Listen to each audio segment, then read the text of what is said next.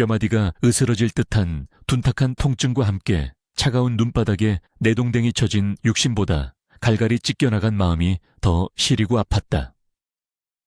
육중한 대문이 쾅 하는 굉음과 함께 굳게 닫히자 마치 이승과 저승의 경계가 나뉘는 듯한 절망감이 밀려왔다.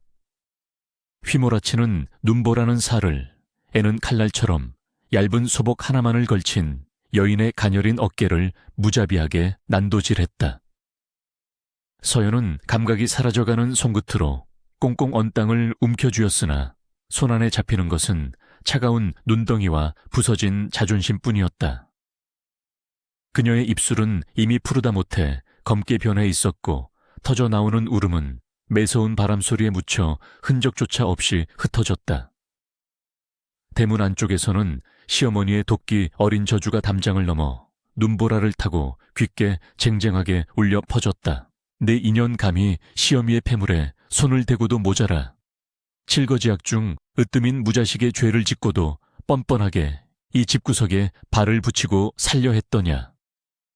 당장 내 눈앞에서 사라지지 않으면 멍석마리를 해서라도 내다 버릴 것이니 그리 알아라. 최 씨 부인의 목소리는 천둥처럼 호통치고 있었으나 그 안에 담긴 것은 며느리에 대한 인간적인 혐오와 탐욕스러운 본색뿐이었다. 서연은 억울함에 피가 거꾸로 솟는 듯하여 닫힌 대문을 향해 기어가려 했으나 얼어붙은 다리는 말을 듣지 않았다. 그녀가 훔쳤다는 옥놀이개는 구경조차 해본 적 없는 물건이었고 아이가 들어서지 않는 것은 밤마다 술 타령을 하며 기방을 드나드는 남편 박생원의 탓이 더 크건만 모든 죄는 힘없는 며느리의 몫이 되어 있었다. 대문 틈 사이로 희미하게 비치던 불빛마저 꺼지자 서연은 칠흑 같은 어둠 속에 홀로 남겨졌다. 불과 반시각 전까지만 해도 그녀는 따뜻한 아랫목은 아니더라도 비바람을 피할 지붕 아래 있었으나 이제는 산짐승의 먹잇감이 되거나 동사하여 객귀가 될 운명에 처해 있었다. 문득 대문 안쪽에서 남편의 기척이 느껴지는 듯하여 서연은 마지막 힘을 짜내어 목청을 돋우려 했다. 서방님 제발 이 억울함을 풀어주시옵소서. 저는 결코 어머님의 패물에 손을 댄 적이 없사옵니다. 서방님도 아시지 않습니까? 그러나 돌아오는 것은 묵직한 침묵과 멀어지는 발자국 소리뿐이었다. 평소에는 점잖은 선비인 척하며 공자왈 맹자왈을 읊조리던 박생원은 어미의 서슬 퍼런 기세에 눌려 제 아내가 죽음의 문턱으로 내몰리는 것을 보고도 방 안으로 도망쳐버린 비겁한 사내였다. 서연은 비틀거리는 몸을 간신히 일으켜 세웠다. 더 이상 이곳에 머물러봤자 돌아올 것은 차가운 멸시와 죽음뿐이라는 사실을 뼈저리게 깨달았다. 갈 곳 없는 신세였지만 이 집 대문 앞에서 얼어 죽어 그들의 눈에 띄는 시체가 되기는 싫다는 오기가 발동했다. 친정은 천리 바뀐 데다 부모님마저 일찍 여의어 의탁할 곳이 없었으나 그녀는 무작정 마을 뒷산으로 향하는 길을 택했다. 마을 사람들 눈에 띄어 손가락질을 받으며 구차하게 목숨을 구걸하느니 차라리 아무도 없는 산속에서 깨끗하게 생을 마감하는 것이 낫겠다는 비장한 결심이 섰기 때문이었다. 눈은 점점 더 거세게 퍼부어 무릎까지 차올랐고 한 걸음 떼는 것조차 청은망은의 쇠덩이를 매단 듯 무거웠다. 마을을 벗어나 산길로 접어들자 바람은 더욱 흉푸하게 변하여 마치 굶주린 늑대떼가 울부짖는 듯한 소리를 냈다. 앙상한 나뭇가지들이 서로 부딪히며 내는 기괴한 마찰음은 공포심을 자극했지만 서연의 마음속에 자리 잡은 분노와 허망함이 공포보다 더 컸다. 그녀는 3년 전 몰락한 양반가의 딸로 태어나 박생원 댁으로 시집 올 때만 해도 소박하지만 행복한 가정을 꾸릴 수 있으리라 믿었다.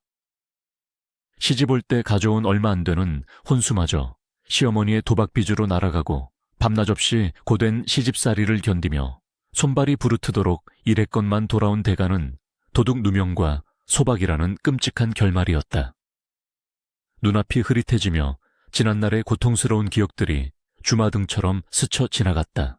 아가, 이 국이 짜지 않느냐? 내년이 기어이 시어미를 고혈압으로 죽이려 작정을 했구나. 밥상머리에서 국그릇이 날아와 이마를 찢었던 날 피가 흐르는 이마를 싸매고도 죄송하다고 빌어야 했던 기억이 떠올랐다. 그때 박생원은 헛기침을 하며 밖으로 나가버렸었다. 그때 알아차렸어야 했다. 그 사내는 자신의 안위만을 생각하는 위선자이며 결코 자신을 지켜줄 지아비가 아니라는 것을. 서연은 입술을 깨물었다. 비릿한 피맛이 입안에 번지자 정신이 잠시 맑아지는 듯했다. 그래 죽더라도 이 원통함은 귀신이 되어서라도 갚으리라. 그녀는 눈물조차 얼어붙어 볼을 타고 내리지 못하는 얼굴로 하늘을 향해 원망 섞인 눈빛을 쏘아 올렸다. 하늘이시여 굽어 살피신다면 어찌 저 악한 모자에게 천벌을 내리지 않으시고 힘없는 저를 이리도 가혹하게 내치시나이까. 산새는 험준했고 눈 덮인 산길은 어디가 길이고 어디가 낭떠러지인지 구분할 수 없었다. 몇 번이나 미끄러져 눈구덩이에 처박혔다가 다시 일어나기를 반복했다. 얇은 버선은 이미 찢겨나가 피투성이가 된 발이 눈 속에 직접 닿았지만 감각이 마비되어 통증조차 느껴지지 않았다. 천은 급격히 떨어져 온몸이 사시나무 떨듯 떨렸고 의식은 점점 혼미해져 갔다. 몽롱한 정신 속에서 헛것이 보이기 시작했다. 돌아가신 친정어머니가 따뜻한 밥상을 차려놓고 손짓하는 모습이 보이다가도 눈을 깜빡이면 다시 차가운 눈보라만이 휘몰아치는 현실로 돌아왔다.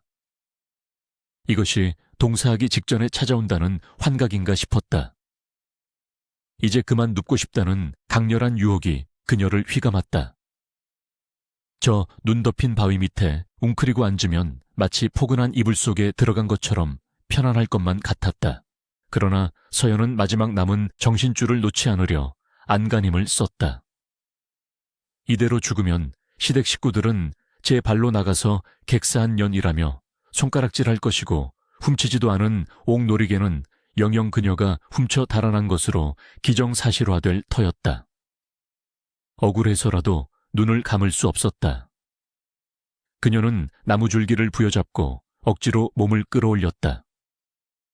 거친 나무 껍질에 손바닥이 긁혀 생채기가 났지만 그 고통이 오히려 그녀가 살아있음을 증명하는 유일한 증거였다. 산 중턱을 넘어설 무렵 눈보라가 잠시 잦아드는가 싶더니 사방이 짙은 안개와 어둠에 잠겼다. 방향 감각을 완전히 상실한 서연은 그저 본능적으로 발을 내디뎠으나 발밑의 집안이 허물어지며 몸이 허공으로 붕 뜨는 느낌을 받았다.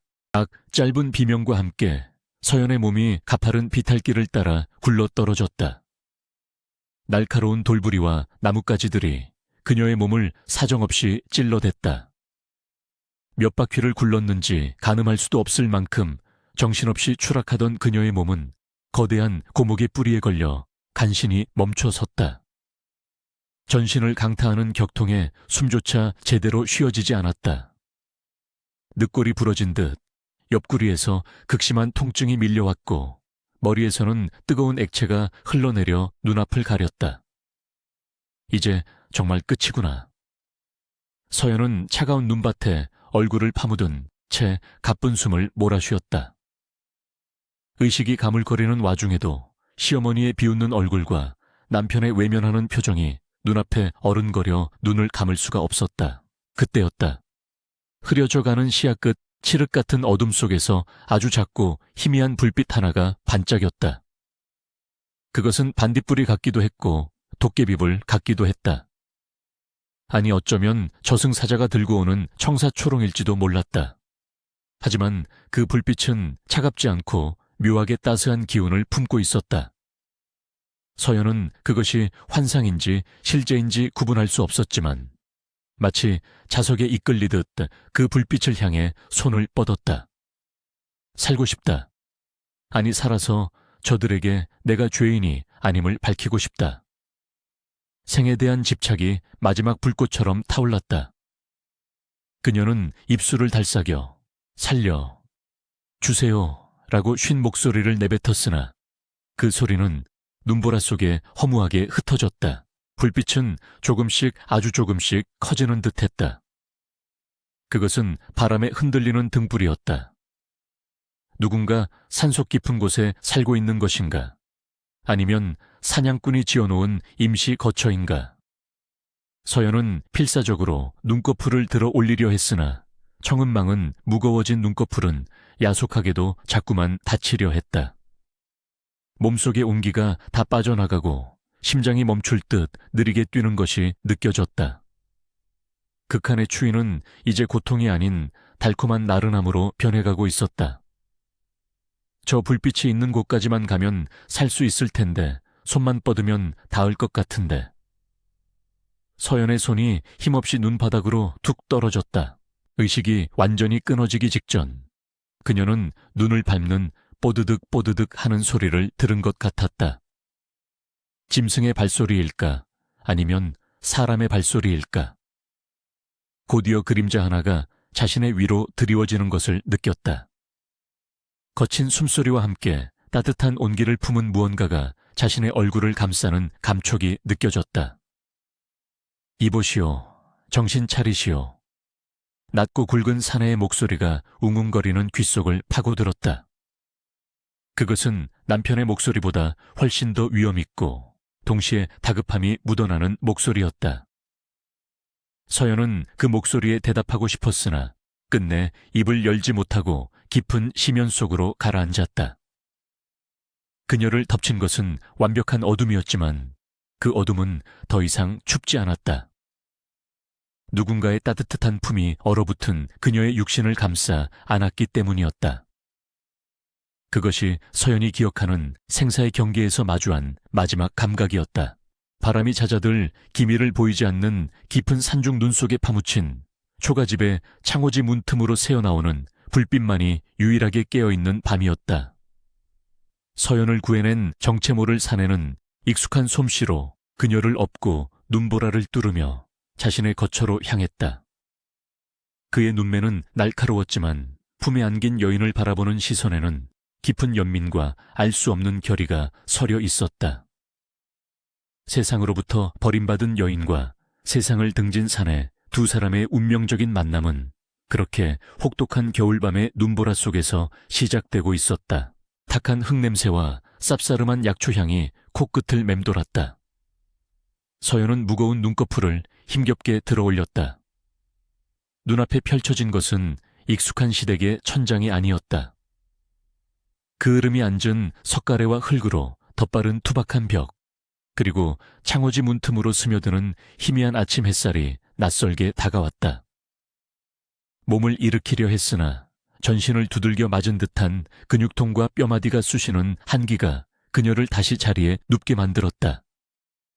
솜이 다 빠져나간 낡은 이불이었지만 그 아래에서 느껴지는 온돌의 열기는 얼어붙었던 그녀의 오장육부를 천천히 녹이고 있었다.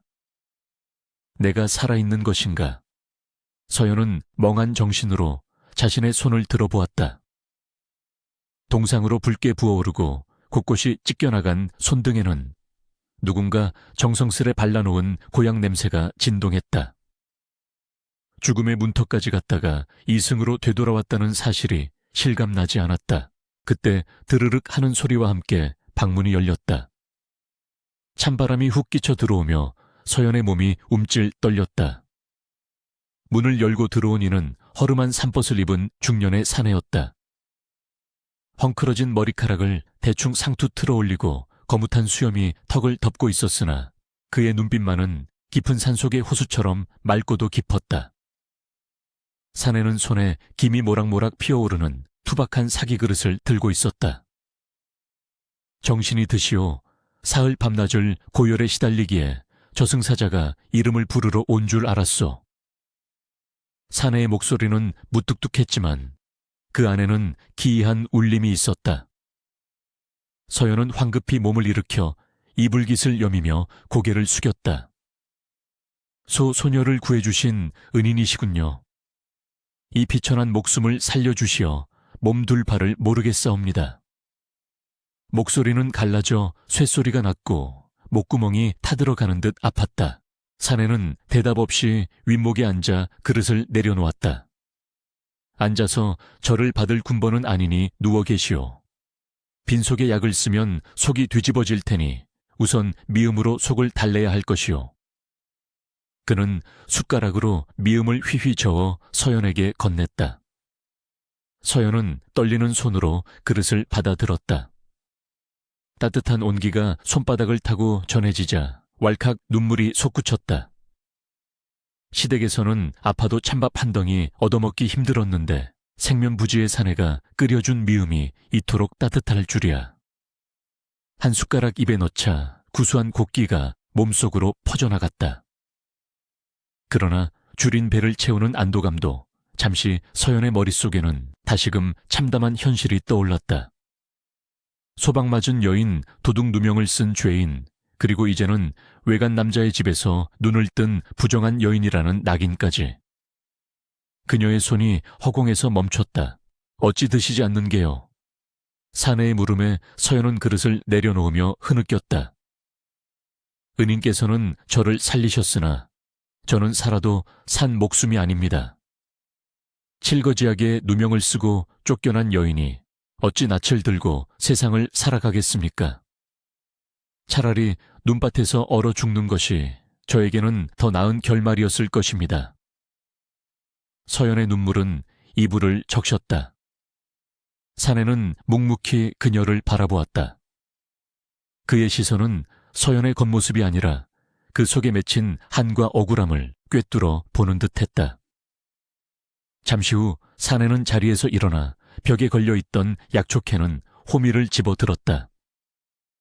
그러고는 밖으로 나가려는 듯 문고리를 잡았다가 나직하지만 서리빨 같은 목소리로 말했다. 죽는 것은 쉽소. 허나 죽음으로 억울함이 씻긴다면 이 세상에 원귀가 왜 떠돌겠소. 진정한 용기는 치욕을 견디고 살아남아 그 치욕을 안겨준 이들에게 보란듯이 갚아주는 것이오. 사내가 밖으로 나간 뒤 서연은 혼자 방 안에 남겨졌다. 벽에는 낡은 서책들이 빼곡히 쌓여 있었고 한쪽 구석에는 벼루와 먹이 가지런히 놓여 있었다. 단순한 약초꾼이라기에는 방 안의 풍경이 예사롭지 않았다. 펼쳐진 책장 사이로 보이는 글씨는 힘이 넘치면서도 유려한 필체를 자랑하고 있었다. 서연은 눈물을 훔치고 방을 둘러보았다. 작은 호롱불 아래 놓인 반지꼬리 깨끗하게 빨아 개어놓은 옷가지들. 사내 혼자 사는 집치고는 너무나 정갈했다. 그때 문득 방구석에 놓인 작은 과도가 눈에 들어왔다. 약초를 다듬을 때 쓰는 칼인 듯했다. 사내의 호통에도 불구하고 서연의 마음속 깊은 곳에 자리 잡은 절망은 쉽게 사라지지 않았다. 그녀는 홀린 듯 과도를 집어들었다. 이 칼로 동맥을 끊으면 이 지긋지긋한 고통도 끝날 것만 같았다. 칼끝을 손목에 가져다 대는 순간 손이 덜덜 떨렸다. 안 됩니다. 갑작스러운 고함과 함께 방문이 벌컥 열렸다. 땔감을 가지러 갔다가 뭔가 불길한 예감에 되돌아온 사내 이선이었다. 그는 짐승처럼 달려들어 서연의 손에서 칼을 낚아챘다. 날카로운 칼날이 이선의 손바닥을 스치며 붉은 선혈이 뚝뚝 떨어졌다. 이 무슨 어리석은 짓이란 말이오. 이선은 처음으로 격한 감정을 드러내며 소리쳤다. 서연은 놀라움과 죄책감에 얼굴이 하얗게 질렸다. 은은이님, 피피가. 서연이 당황하여 치맛자락을 찢어 그의 손을 감싸려 하자 이선은 거칠게 숨을 몰아쉬며 그녀의 어깨를 잡았다. 내 손의 상처는 금방 아물 것이나 부인의 목숨은 한번 끊어지면 다시 이을 수 없소. 부인을 내친 그들이 원하는 것이 바로 부인의 죽음일진데 어찌 스스로 그들의 뜻대로 움직이려 하시오. 이선의 눈빛은 불처럼 타올랐지만 그 이면에는 깊은 슬픔이 어려 있었다. 그는 마치 자신의 소중한 사람을 잃어본 적이 있는 사람처럼 생명의 무게를 절절하게 이야기하고 있었다. 살아라. 살아서 당신이 죄인이 아님을 증명해라. 내가 도울 테니 제발 목숨을 가벼이 여기지 마라. 이선의 간곡한 설득에 서연은 결국 칼을 내려놓고 오열했다. 모든 것이 무너져버린 폐허 같은 마음속에 이선의 단단한 한마디가 작은 기둥이 되어 박히는 순간이었다. 서연은 이선의 피 흐르는 손을 자신의 두 손으로 감싸 쥐고 하염없이 눈물을 흘리며 고개를 끄덕였다. 그것은 삶을 포기하지 않겠다는 무언의 약속이었다.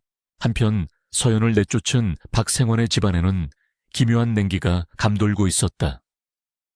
며칠째 계속되는 폭설로 인해 집안은 어두침침했고 하인들은 눈치를 보며 발소리를 죽여 걸었다. 안방 아랫목에 앉은 최 씨 부인은 화로를 끼고 있음에도 불구하고 등골이 서늘해짐을 느꼈다. 며느리를 내쫓은 그날 밤부터 밤마다 기이한 꿈에 시달렸기 때문이었다. 꿈속에서 며느리 서연은 피투성이가 된 얼굴로 나타나 어머님 제 놀이개를 돌려주십시오 라고 울부짖었다.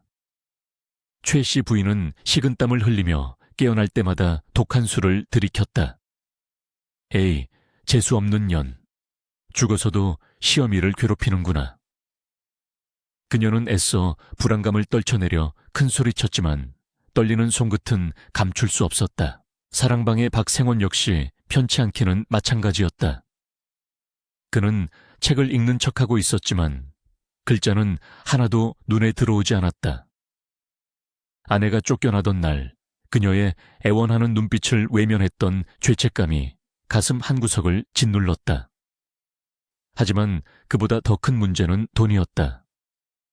어머니 초애 씨가 노름판에서 날린 돈을 메우기 위해 집안의 전답까지 야금야금 팔아치우고 있다는 사실을 그는 까맣게 모르고 있었다. 여보, 어머니께서 말씀하신 그 옥놀이개 말입니다. 박생원이 조심스럽게 안방을 찾아 물었을 때 초애 씨 부인은 쏘스라치게 놀라며 고함을 질렀다. 그 얘긴 왜 또 꺼내는 게냐? 그 도둑년이 훔쳐갔다지 않느냐? 내 놈은 어미 말을 못 믿고 그년 편을 드는 것이냐? 최 씨 부인의 표독스러운 반응에 박생원은 입을 다물 수밖에 없었다. 사실 그 옥놀이개는 최 씨 부인이 며칠 전 읍내 장터의 거강군에게 헐값에 넘긴 것이었다. 도박빚 독촉이 심해지자 눈에 보이는 대로 돈 될 만한 것을 팔아치운 것이다. 그리고 그 죄를 며느리에게 뒤집어 씌워 내쫓을 구실로 삼았다. 어차피 죽은 년 말이 없을 테지. 최 씨 부인은 스스로를 합리화하며 불안을 잠재웠다. 그러나 하늘의 그물은 성긴 듯해도 빠져나갈 구멍이 없는 법이었다. 읍내 주막에서는 묘한 소문이 돌기 시작했다. 박생원네 며느리가 훔쳐갔다던 그 귀한 옥놀이개를 옆 마을 초의 부자가 처백에 선물했다던데. 정말인가? 그런 며느리는 억울하게 쫓겨난 게 아닌가? 소문은 발 없는 말이 되어 천리를 갈 준비를 하고 있었다. 다시 산속의 초가집. 며칠이 지나 서연의 몸은 눈에 띄게 회복되었다. 그녀는 밥값을 하겠다는 일념으로 부어오른 손으로 집안일을 돕기 시작했다. 이선은 말없이 그녀에게 약초 다듬는 법을 가르쳐 주었다. 서연은 양방아 교수로서 익힌 솜씨로 약초를 정갈하게 분류하고 찢어진 이선의 옷을 꼼꼼하게 기워주었다. 이선은 그런 서연의 모습을 보며 내심 감탄했다. 단순히 바느질 솜씨가 좋은 것이 아니라 사물을 대하는 태도에 기품이 서려 있었기 때문이었다. 어느 날 저녁 이선이 서책을 읽고 있을 때 서연이 조심스럽게 입을 열었다. 날이 읽고 계신 그 책은 맹자의 진심장, 진신장이 아니옵니까? 이선은 놀란 눈으로 서연을 바라보았다. 부인께서 글을 아시오. 어깨너머로 조금 배웠을 뿐입니다.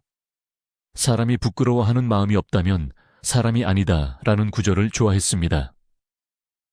서연의 말에 이선은 책을 덮고 그녀를 정면으로 응시했다. 여인이 글을 아는 것이 드문 일은 아니나 맹자의 깊은 뜻을 이해하고 인용할 정도라면 보통의 식견이 아니었다.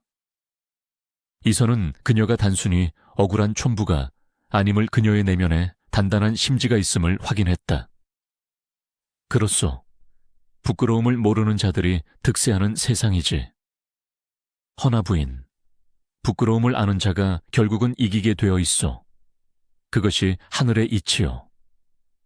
두 사람 사이에는 묘한 신뢰의 기류가 흐르기 시작했다.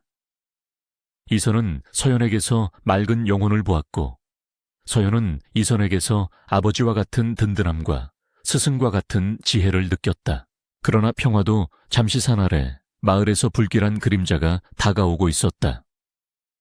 박생원의 집 머슴인 칠득이가 나무를 하러 산 깊은 곳까지 올라왔다가 멀리서 연기가 피어오르는 초가집을 발견한 것이다.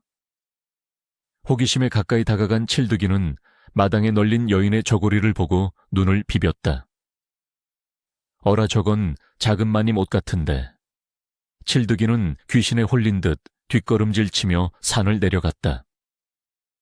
그의 입은 가벼웠고 발은 빨랐다. 그가 마을에 도착하여 주막에 퍼뜨릴 이야기는 서연을 2번 죽이는 비수가 될 것이 자명했다. 죽은 줄 알았던 박생원네 며느리가 산속에서 웬 놈이랑 살림을 차렸다. 이 악의적인 소문은 최씨 부인의 귀에 들어가 그녀의 악독한 계략에 기름을 붓는 격이 될 터였다. 산속의 고요함은 곧 깨질 살얼음과도 같았다. 서연은 마당에 앉아 약초를 말리며 문득 불어오는 바람에서 비릿한 냄새를 맡았다.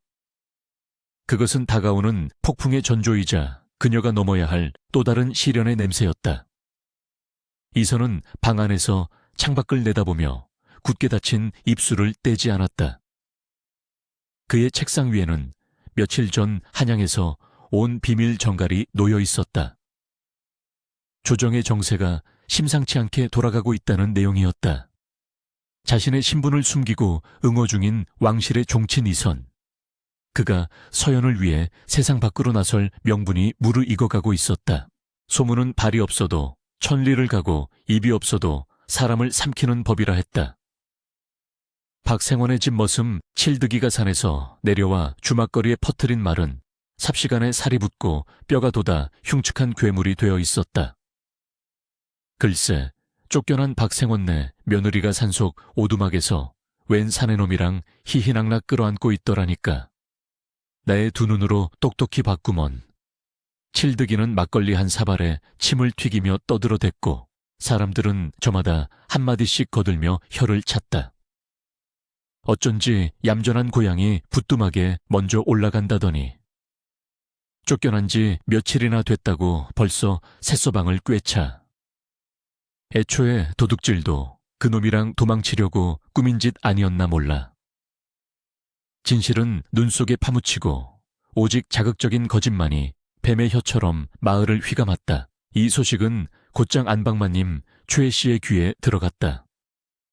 처음에는 죽은 줄 알았던 며느리가 살아있다는 말에 가슴이 철렁 내려앉았으나 교활한 최 씨의 머릿속은 이내 빠르게 돌아가기 시작했다. 그녀는 무릎을 탁 치며 회심의 미소를 지었다. 하늘이 우리 가문을 돕는구나. 며느리를 죽여 내다 버렸다는 오명을 쓸 뻔했는데 제 발로 외간 남자와 놀아나고 있다니 이제 그녀는 억울한 희생양이 아니라 가문의 명예를 더럽히고 야반도주한 환양년이 되는 것이다. 최 씨는 즉시 아들 박생원을 불렀다. 술에 절어 퀭한 눈을 하고 들어온 아들에게 그녀는 표독스럽게 속삭였다. 들었느냐, 내 처가 논팽이와 살림을 차렸다는구나. 네가 그토록 감싸주려 했던 년의 실체가 이것이다. 이제 죄책감 따위는 개나 줘버려라. 우리는 더러운 물을 밖으로 버린 것뿐이니. 박생원은 어미의 말에 흔들렸다.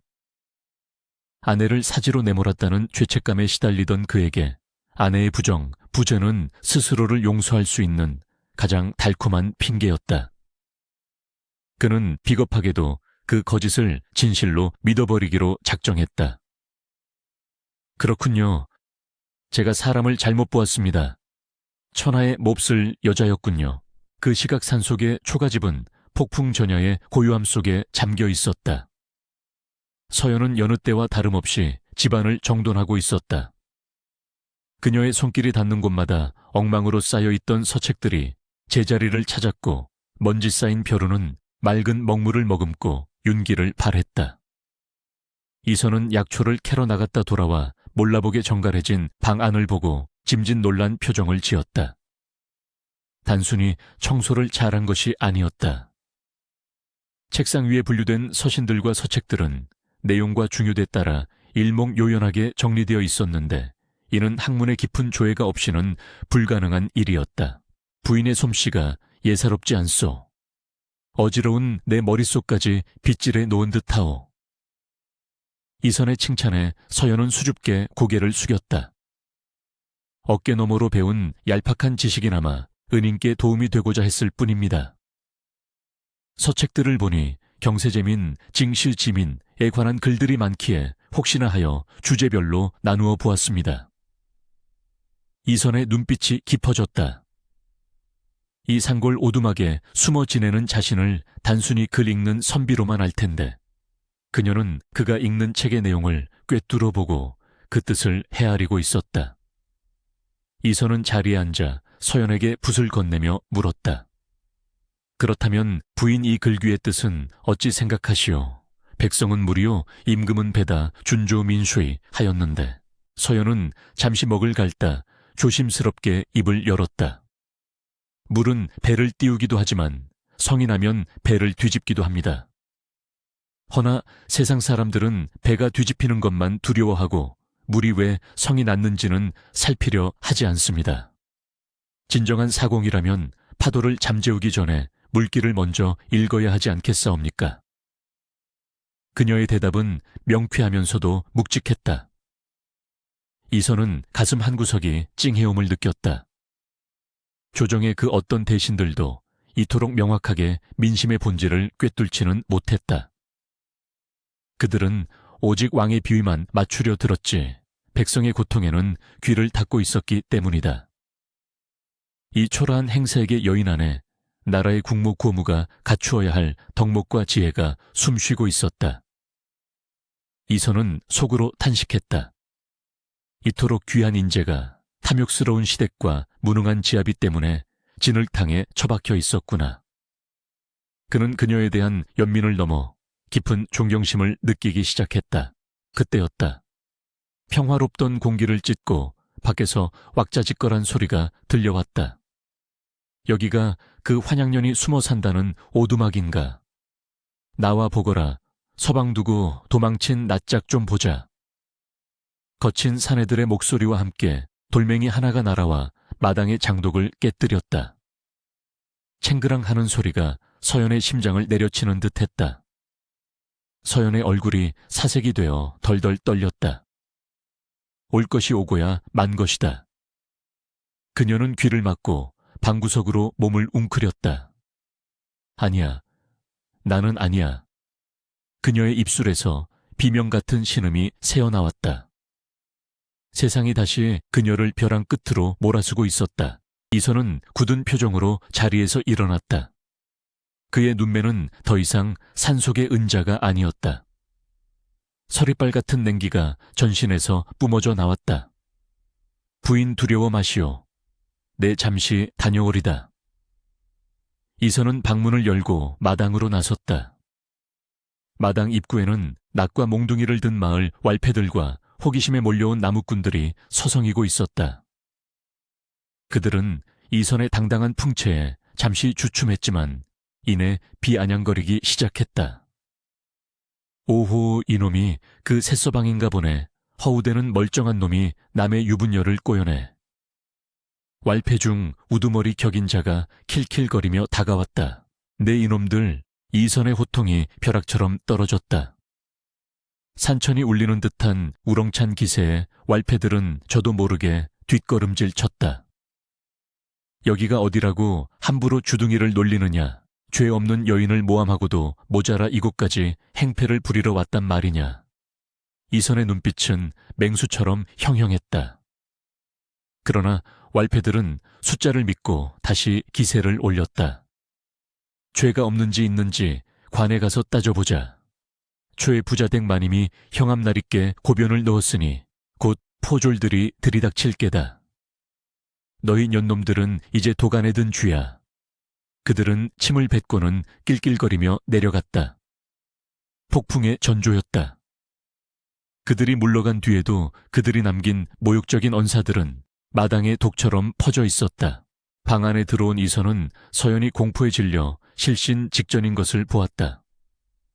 그녀는 과거의 상처가 다시 벌어진 듯 극심한 공황 상태에 빠져 있었다. 이선은 결단을 내려야 했다.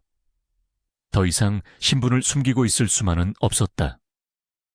자신이 침묵하면 이 죄 없는 여인은 세상의 돌팔매질을 견디다 못해 정말로 목숨을 끊을 것이고 진실은 영원히 묻힐 것이다. 그는 서연의 앞에 앉아 그녀의 차가운 손을 잡았다. 그리고 지금까지 한 번도 보여주지 않았던 부드럽고도 위험 있는 목소리로 말했다. 서연 낭자 고개를 드시오.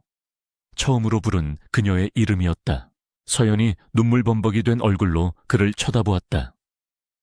이선은 품속 깊은 곳에서 비단 주머니 하나를 꺼냈다.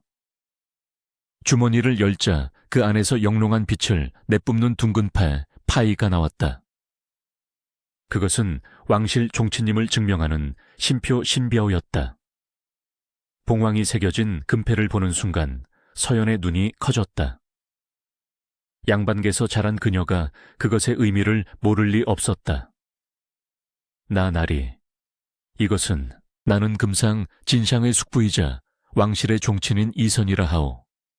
간신들의 모략을 피해 잠시 이곳에 몸을 의탁하고 있었으나 이제는 더 이상 숨어 있을 수 없게 되었소. 이선의 고백에 서연은 숨을 멈췄다. 자신의 목숨을 구해준 은인이 산속의 약초꾼이 아니라 구중궁궐의 높은 분이라니. 낭자의 억울함 내 기필코 풀어주리다. 내일 날이 밝는 대로 관하로 갈 것이오. 그러니 이제 그만 눈물을 거두시오. 낭자의 눈물은 저 더러운 자들을 위해 흘리기에는 너무나 고귀하오. 서연은 믿기지 않는 현실에 멍하니 그를 바라보다가 이내 엎드려 오열했다. 그것은 슬픔의 눈물이 아니라 막막한 어둠 속에서 한 줄기 동아줄을 잡은 안도감의 눈물이었다. 하지만 동시에 걱정이 앞섰다. 하오나 대감, 저 때문에 신분이 노출되시면 위험해지지 않으시옵니까? 저 같은 미천한 여인 하나 때문에 대업을 그르치시면 아니 도옵니다. 그녀는 끝까지 자신의 안위보다 은인의 안위를 걱정하고 있었다. 이선은 그런 그녀의 모습에 마음이 더욱 아려왔다. 백성 한 사람의 억울함도 풀어주지 못하면서 어찌 대업을 논하겠소. 내일 우리는 당당하게 정문으로 내려갈 것이오. 이선은 자리에서 일어나 방 한구석에 놓인 낡은 궤짝으로 다가갔다. 먼지를 털어내고 뚜껑을 열자 그 안에는 그가 입고 궁을 떠나왔던 화려한 자색 관복과 옥대가 고스란히 들어있었다. 낡은 삼벗을 입고 있지만 그의 등 뒤로는 이미 왕실의 서광이 비치고 있었다. 이선은 궤짝에서 붓과 종이를 꺼내어 일필휘지로 무언가를 써 내려갔다. 형암에게 보내는 정알이었다. 내일 아침 산 아래가 발칵 뒤집힐 것이오. 이선은 먹물이 마르지 않은 종이를 접으며 나지막이 읊조렸다. 그의 눈은 이미 시댁이 있는 마을을 넘어 저 멀리 관아를 향하고 있었다. 밤은 깊어갔지만 두 사람의 마음속에는 각기 다른 종류의 불꽃이 타오르고 있었다. 서연에게는 희망의 불꽃이, 이선에게는 심판의 불꽃이. 밖에는 다시 눈이 내리기 시작했다. 하지만 이 눈은 내일 아침 더러운 세상의 허물을 덮어버리고 새로운 길을 열어줄 서설 루이 슈에이 될 것이었다. 산아래 마을에서는 박생원과 최 씨가 며느리를 확실하게 매장시킬 계획을 세우며 축배를 들고 있었다. 그들은 꿈에도 알지 못했다. 자신들이 건드린 것이 힘없는 며느리가 아니라 잠자고 있던 호랑이의 코털이었다는 것을. 그리고 그 호랑이가 지금 막 기지개를 켜고 산을 내려올 준비를 마쳤다는 것을. 관아의 마당은 아침 일찍부터 구경 나온 백성들로 발 디딜 틈 없이 북적였다. 박생원네 며느리가 새서방과 함께 붙잡혀와 치도곤을 당할 것이라는 소문은 지루한 겨울을 나던 마을 사람들에게 더할 나위 없는 유희거리였다. 동원 마루에는 고을 형암이 거만한 자세로 앉아 부채를 만지작거리고 있었고 그 아래 멍석에는 최 씨 부인과 박생원이 비장한 표정으로 앉아 있었다. 최 씨 부인은 연신 옷매무새를 다듬으며 득의양양한 미소를 감추지 못했다. 오늘이야말로 눈엣가시 갔던 며느리를 완전히 매장시키고 집안의 우환을 끊어낼 날이라 믿어 의심치 않았기 때문이었다. 내 이놈 칠드가 그년이 오는 길목을 잘 지키고 있느냐, 혹여라도 도망치지 못하게 단단히 감시해야 한다. 최 씨의 호통에 칠드기는 굽신거리며 대답했다. 걱정 마십시오, 마님. 도간의 주인데 어디로 가겠습니까요? 그때 멀리서 웅성거리는 소리가 파도처럼 밀려오기 시작했다. 온다. 그들이 온다. 사람들의 시선이 일제히 관아 입구로 쏠렸다. 그러나 그들이 기대했던 모습은 포승줄에 묶여 머리채를 잡힌 죄인의 몰골이 아니었다. 인파를 헤치고 들어오는 것은 낡은 가마 한 채와 그 앞을 호위하듯 걷고 있는 훤칠한 키의 사내였다. 사내는 삿갓을 깊게 눌렀어 얼굴이 잘 보이지 않았고 허름한 두루마기를 걸치고 있었으나 걸음걸이에는 범접할 수 없는 위엄이 서려 있었다. 감에서 내린 서연 역시 초라한 무명옷 차림이었지만 그 표정만은 서리빨처럼 차분하고 당당했다. 최 씨 부인은 그 꼴을 보자마자 벌떡 일어나 삿대질을 해댔다. 저 뻔뻔한 년을 보아라. 시어미의 패물을 훔쳐 달아나고도 고개를 빳빳이 들고 있구나 여봐라. 전연의 주리를 틀어라. 형암은 최 씨의 성화에 못 이겨 탁자를 탁 하고 내리쳤다. 죄인 서연은 듣거라. 네가 시댁의 재물을 탐하여 훔치고 그것도 모자라 외간 남자와 눈이 맞아 도주했다는 고변이 들어왔다. 이에 대해 할 말이 있느냐? 형암의 목소리에는 이미 그녀를 죄인으로 단정짓는 멸시가 가득했다. 서연은 무릎을 꿇지 않고 꼿꼿이 서서 형암을 응시했다. 소녀는 도둑질을 한 적도 부정을 저지른 적도 없사옵니다. 쫓겨나던 날 밤 억울함에 죽으려던 저를 살려주신 분이 바로 이분이십니다. 그녀의 단호한 목소리에 좌중이 잠시 조용해졌다. 그러나 박생원이 나서며 비열하게 웃었다. 죽으려던 사람을 살려줘. 산속 오두막에서 단둘이 살았다는데 그 말을 누가 믿겠느냐. 남녀가 유별하거늘 그게 정분난 게 아니고 무엇이란 말이냐. 그 순간 서연의 옆에 침묵을 지키고 서 있던 사내가 천천히 입을 열었다. 형암 그대는 한쪽의 말만 듣고 판결을 내리는가. 국법에는 양쪽의 말을 모두 듣고 증좌를 살피라 명시되어 있거늘 어찌 이리 경솔한가. 낮지만 묵직한 중저음이 동원의 공기를 갈랐다. 형암은 기가 막히다는 듯 헛웃음을 쳤다. 이놈이 미쳤구나. 감히 관에서 형암에게 훈계를 해 내 놈은 곤장 맛을 봐야 정신을 차리겠구나 여봐라. 저놈의 삿갓을 벗기고 형틀에 묶어라. 포졸들이 육모방망이를 들고 위협적으로 다가들었다. 마을 사람들은 침을 꼴깍 삼키며 숨을 죽였다. 바로 그 찰나였다. 사내가 쓰고 있던 삿갓을 스스로 벗어 던졌다. 그리고 걸치고 있던 낡은 두루마기에 고름을 풀어 헤쳤다. 허름한 겉옷이 바닥으로 툭 떨어지자 그 속에 감춰져 있던 눈부신 자색 관복이 드러났다. 가슴에는 왕실의 종친만이 달 수 있는 금실로 수놓은 기린 흉배가 햇살을 받아 번쩍였고 허리에는 옥대가 영롱한 빛을 발하고 있었다. 순식간에 관아 안에는 정적만이 감돌았다. 숨소리조차 들리지 않는 완벽한 침묵이었다. 형암의 눈이 튀어나올 듯 커졌고 들고 있던 부채가 힘없이 바닥으로 떨어졌다. 나나는 금상의 숙부이자 월성군 유해창준 이선이다. 이선의 호령이 천둥처럼 떨어졌다. 그 목소리는 산속에서의 것과는 비교도 할 수 없을 만큼 거대하고 압도적이었다.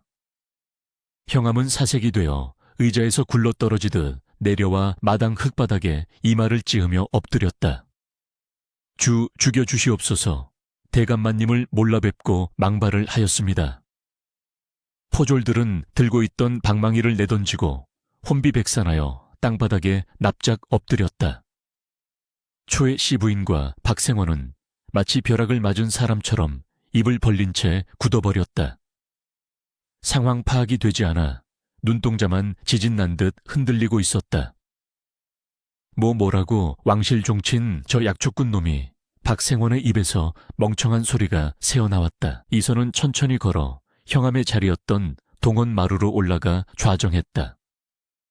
그의 눈빛은 며느리를 핍박하던 시어머니와 남편을 향해 서늘한 분노를 쏟아내고 있었다. 형암은 당장 고개를 들고 내 말을 듣거라. 내 산속에 머물며 이들의 악행을 낱낱이 지켜보았다. 이 여인은 억울하게 누명을 쓰고 쫓겨난 것이지 결코 죄를 지은 것이 아니다. 그런데도 너는 사실관계를 따지기는커녕 뇌물을 받고 편파적인 수사를 하려 했으니 그 죄가 가볍지 않다. 형암은 덜덜 떨며 변명조차 하지 못했다. 이선은 시선을 돌려 최 씨 부인을 내려다보았다.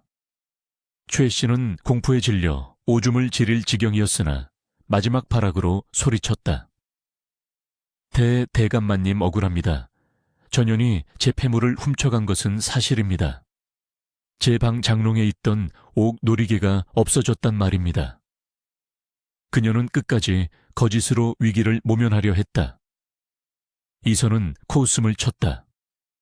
그래, 네가 잃어버렸다는 그 옥 놀이개가 혹시 이것이냐? 이선이 손짓하자 관아 문 밖에서 대기하고 있던 한 사내가 조심스럽게 들어왔다. 그는 읍내 장터에서 전당포를 하는 거강군이었다. 거강군은 벌벌 떨며 품에서 비단 보자기에 쌓인 옥 놀이개를 꺼내 바쳤다. 최 씨 부인의 얼굴에서 핏기가 완전히 사라졌다. 시체처럼 하얗게 질린 그녀를 보며 거강군이 증언했다. 맞습니다요. 보름 전 최 씨 마님께서 도박빚을 갚아야 한다며 급하게 이 물건을 들고 오셨습니다. 헐값이라도 좋으니 제발 사달라고 사정하시기에. 거강군의 말은 최 씨의 심장에 비수처럼 꽂혔다. 구경하던 백성들 사이에서 탄식과 야유가 터져 나왔다. 저런 천하의 몹쓸 늙은이를 봤나. 지가 팔아먹고 며느리한테 뒤집어 씌워. 사람 탈을 쓰고 어찌 저런 짓을. 이선은 옥놀이개를 들어보이며 천둥 같은 호통을 쳤다. 들었느냐? 네 탐욕과 도박벽 때문에 가사는 탕진하고 죄 없는 며느리를 사지로 내몰아 죽이려 했다. 그것도 모자라 죽음에서 살아 돌아온 며느리를 또다시 모함하여 사회적으로 매장하려 했으니 내 죄는 능지처참을 당해도 싸다. 이선의 분노는 단순한 개인의 감정이 아니었다. 그것은 힘없는 백성을 유린하는 부조리에 대한 엄중한 심판이었다. 최 씨 부인은 아이고 곡소리를 내며 바닥을 기었다. 한 번만 살려주십시오. 제가 늙어서 노망이 들었나 봅니다.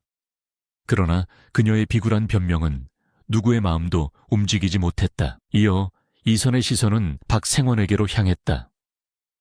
박생원은 어미의 뒤에 숨어 벌벌 떨고 있었다. 그리고 너 박가야. 사내 대장부로 태어나 어미의 치마폭에 쌓여 지아비로서의 도리를 저버렸다. 내 처가 억울하게 쫓겨날 때 너는 무엇을 했느냐? 춥고 어두운 밤 내 처가 죽음의 공포에 떨고 있을 때 너는 따뜻한 방에서 술 타령이나 하고 있지 않았더냐? 박생원은 눈물 콧물을 흘리며 머리를 조아렸다. 자, 잘못했습니다. 다시는 안 그러겠습니다. 서연아 여보, 내가 잘못했다. 용서해다오.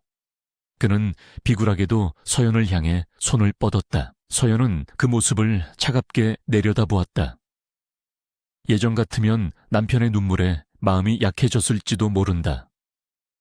그러나 생사의 고비를 넘으며 그녀는 강해져 있었다. 저 남자는 자신의 남편이 아니라 그저 비겁한 타인일 뿐이었다. 서연은 고개를 돌려 이선을 바라보았다. 대감 저는 저들에게 받을 빚이 없습니다. 다만 제 결백이 밝혀졌으니 그것으로 족합니다. 저들과의 인연은 이것으로 끝입니다. 그녀의 목소리는 담담했지만 단호했다. 이선은 고개를 끄덕였다. 형함은 듣거라. 초혜 씨는 무고죄와 사기죄를 물어 곤장 50대를 치고 관노비로 삼아 그 죄를 씻게 하라.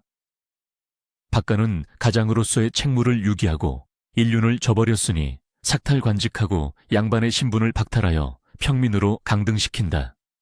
그리고 이 집안의 전 재산을 몰수하여 구율미로 풀어 빈민들에게 나누어 주도록 하라. 판결이 내려지자 최 씨 부인은 거품을 물고 기절했고 박생원은 넋이 나간 사람처럼 허공을 응시했다.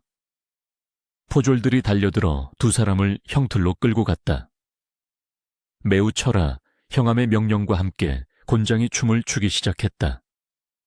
짝짝 살이 터지는 소리와 비명소리가 관아를 가득 메웠다. 그러나 그 소리는 잔인하게 들리지 않았다. 그것은 묵은 체증이 내려가는 듯한 시원한 소리였고 인과응보를 알리는 정의의 북소리였다. 백성들은 환호했다. 월성군 만세, 서연아 씨 만세. 그들은 억울한 자의 눈물을 닦아준 이선과 시련을 딛고 일어선 서연에게 아낌없는 박수를 보냈다.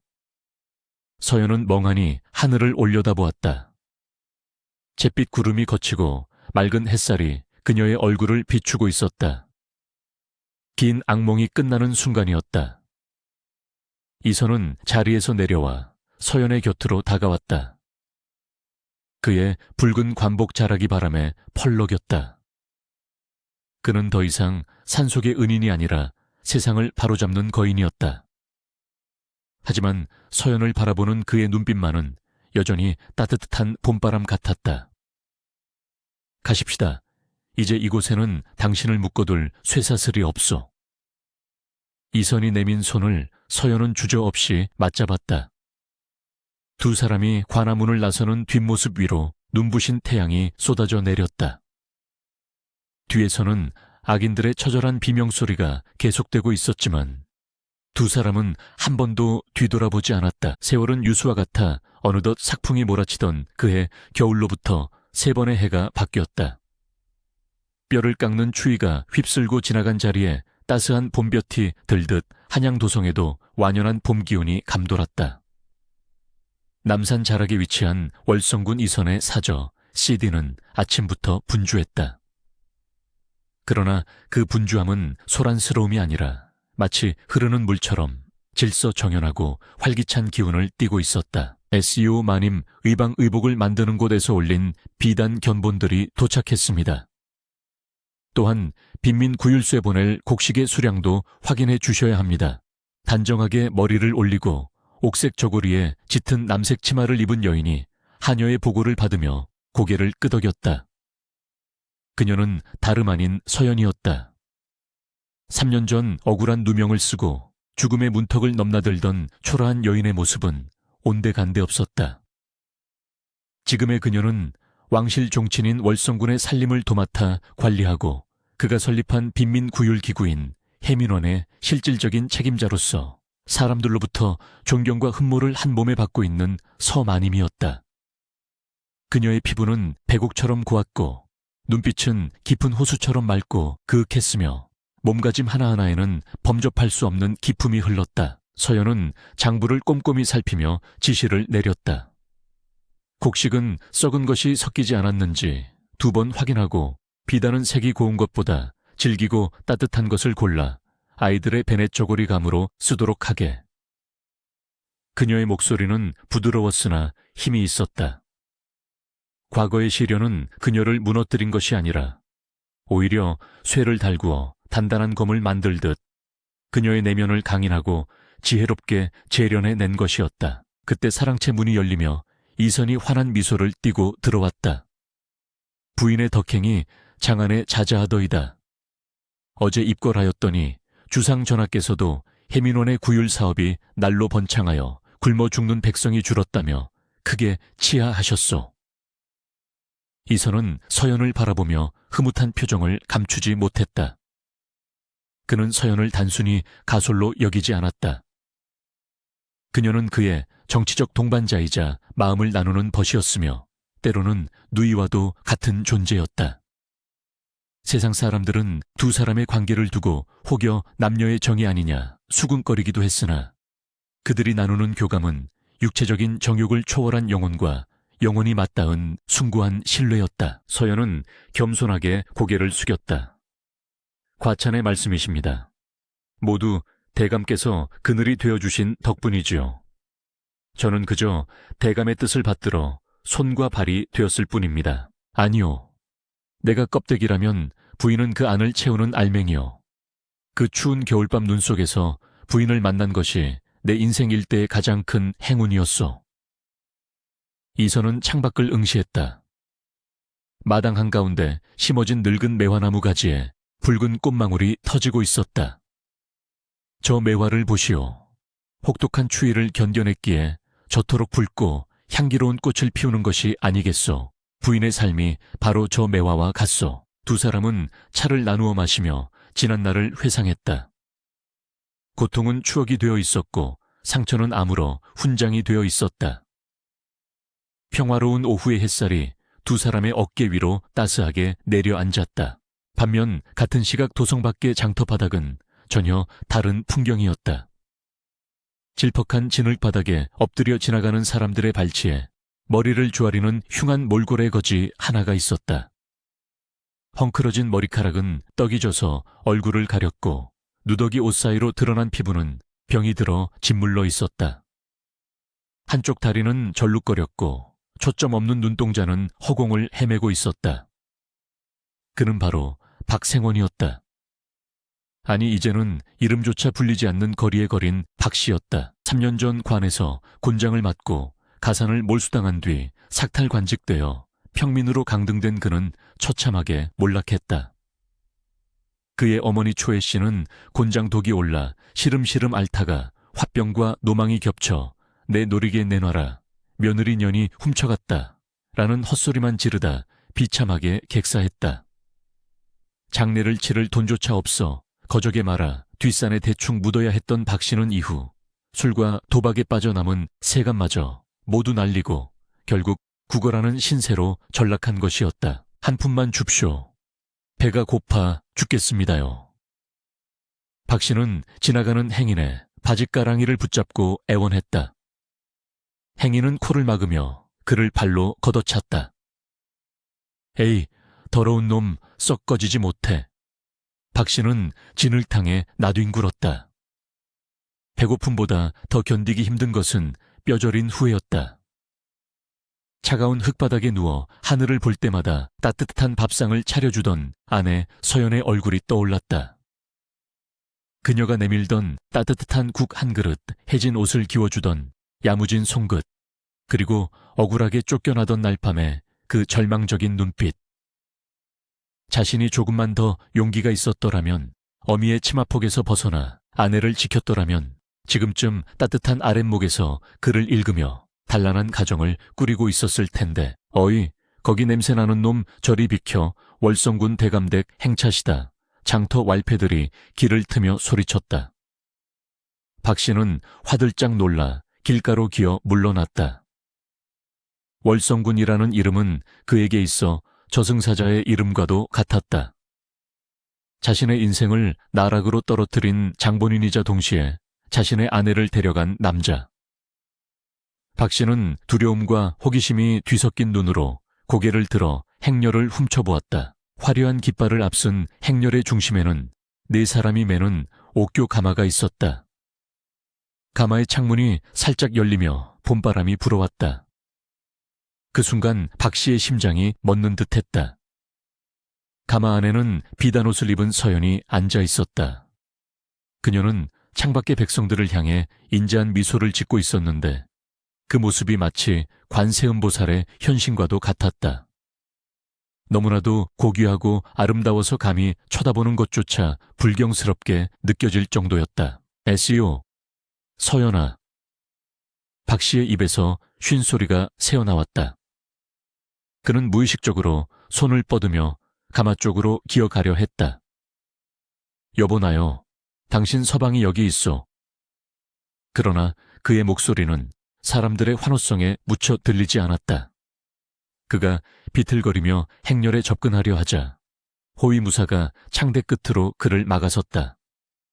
내 이놈 감히 어디라고 접근하느냐. 썩 물러가라. 무사의 호통에 박 씨는 바닥에 주저앉았다.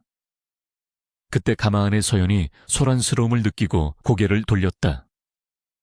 그녀의 시선이 아주 잠시 길가의 거지에게 머물렀다. 박 씨는 숨을 멈췄다. 그녀가 자신을 알아볼까 알아보고 가마를 세워줄까 하지만 서연의 눈동자는 아무런 동요도 없었다.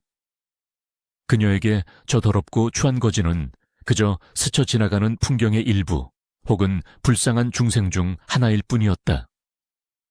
아니 어쩌면 알아보았더라도 이제는 그녀의 인생에 아무런 의미도 없는 존재이기에 무심히 지나친 것일지도 몰랐다. 서연은 조용히 가마의 창문을 닫았다. 옥교는 유유히 멀어져 갔다. 박 씨는 닫힌 창문을 멍하니 바라보며 오열했다. 그것은 단순한 슬픔이 아니었다. 자신이 잃어버린 것이 단순히 아내 한 사람이 아니라 자신의 인생에서 누릴 수 있었던 모든 행복과 축복이었음을 깨닫는 자의 처절한 통곡이었다. 그는 땅을 치며 울부짖었으나 돌아오는 것은 싸늘한 멸시와 조롱뿐이었다. 쯧쯧 미친놈이 또 발광을 하는구먼. 저녁이 되자 이선의 사저에는 평온한 정막이 감돌았다. 서연은 마당에 나와 달을 올려다보았다. 오늘 장터에서 스쳐 지나간 그 거지의 눈빛이 뇌리에 남았다.